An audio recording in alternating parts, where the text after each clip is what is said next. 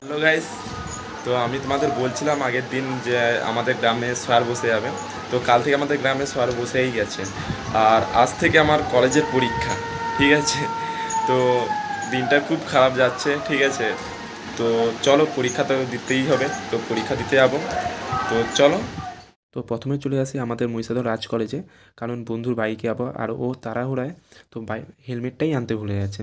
তো এখন শোভনকে বলছি, ভাই কাউকে ফোন লাগা, তো হেলমেট থাকলে তো খুব সুবিধা হয়। আর যদি পুলিশ ঘাট তো 12টা বাজিয়ে দেবে।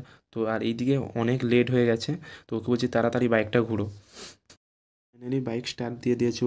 তো শোভনের দাদার দোকানে এখন প্রথম যাবো। তো তার দাদার দোকান ঢুকবো, তো এসে আমাদের বলছে ভাই হেলমেট নেই। আমি বলছি ভাই গাড়ি স্টার্ট কর।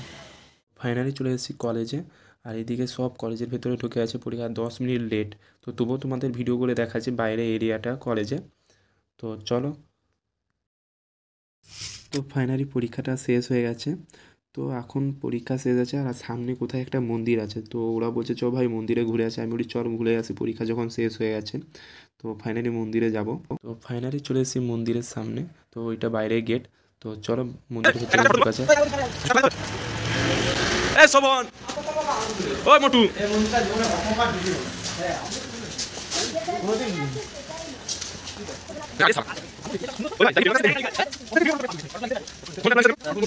তো ভিতরে খুব সুন্দর জায়গা, তো দেখো তোমরা।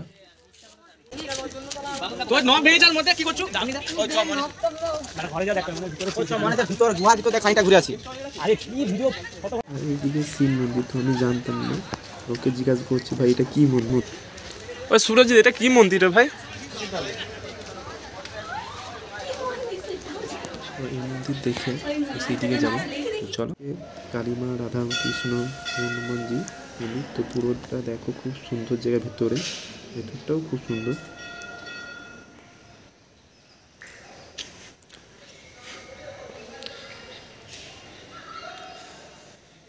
এখন মন্দিরটা দেখে বাড়ি ফিরছি।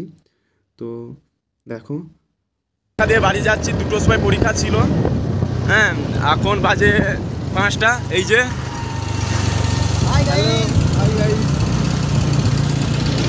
এই একটা। এখন বর্তমান বাড়ি যাব না, এখন যাব চায়ের আড্ডা। তো চা খেয়ে একদম বাড়ি যাব। দেখো